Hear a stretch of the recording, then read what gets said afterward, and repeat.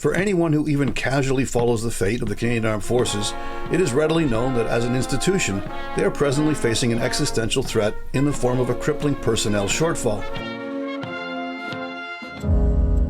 Recent numbers show that recruiting and training have failed to keep pace with the number of experienced personnel taking their release from the CAF. From an authorized combined regular and reserve force strength of 105,000, there is currently 16,500 vacancies in the ranks. Senior officers are quick to credit the reserve force for stepping up when required to in order to keep the CAF functioning.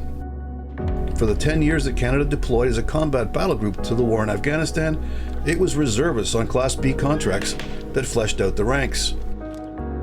At the height of Canada's UN peacekeeping commitments, in the 1990s, reservists comprised some 40% of the troops deployed. The majority served in frontline units in all of these theaters, and as a result, they bore their share of the casualties suffered. Given the importance of the reservists and their track record of exemplary service, one would think that the senior brass would be doing all they could to ensure they receive fair treatment and compensation. Think again. Under the National Defence Act, primary reserve members in Canada are entitled to file complaints with the National Defence CAF Ombudsman, and file complaints they did. Those complaints resulted in systemic investigations by the Ombudsman.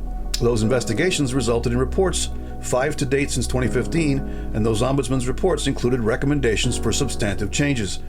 The problem is that all these reports and recommendations have produced nada to date in the form of any concrete action from the top D&D political leadership.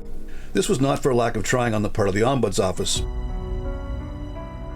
On 12 February 2016, then Ombudsman Gary Walbourne wrote a letter directly to then Minister of Defence Harjit Sajjan entitled A Systemic Review of Compensation Options for Ill and Injured Reservists Report. On May 2nd of the same year, Walbourne wrote again to Sajjan with a report entitled Part-Time Soldiers with Full-Time Injuries, a Systemic Review of Canada's Primary Reserve Force and Operational Stress. Fast forward to 14 August 2023, and it was then Ombudsman Gregory Lick writing to Defence Minister Bill Blair under the heading Hidden Battles Report, which dealt with the specific mental health needs of reservists serving on domestic ops. The cumulative effect of those reports and letters was again nada. To throw the D&D and military a bone, the Ombudsman's office has said that a few of the recommendations are, quote, partially implemented, end quote. But from the outside, partially implemented looks like getting the participation trophy in a Timbits hockey tournament. As a result of all this inaction, in December 2024, Acting Ombud Robin Hines launched a systemic review into the delays in implementing her office's primary reserve recommendations, which were first made way back in 2016. Primary reserve members are increasingly relied upon for domestic emergencies, yet they continue to face inequitable treatment related to financial, medical, and administrative challenges should they become ill or injured. During this systemic review, the Ombudsman's office will interview senior leaders from the Canadian Armed Forces to better understand the barriers which they face in implementing recommendation from the Ombudsman's previous reports, part-time soldier with full-time injuries, and compensation options for ill and injured reservists.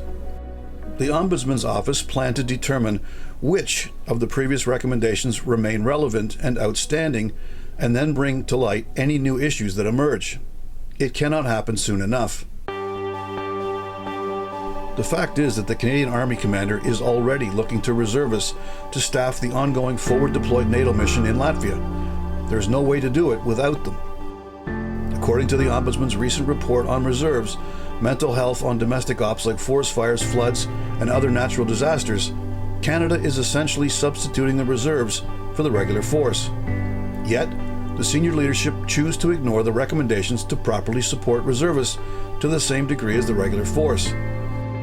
Does Canada truly have a deployable reserve force which is fit for service if we don't do periodic health reviews for them? Following the completion of the current in-depth review of D&D senior leadership, failing to take action on their recommendations to date, the Ombudsman's office plans to once again submit their recommendations to whoever happens to be the Minister of National Defence following the next federal election.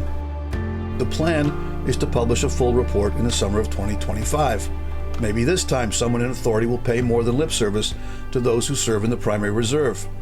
I would not hold my breath. This has been On Target. I'm Scott Taylor.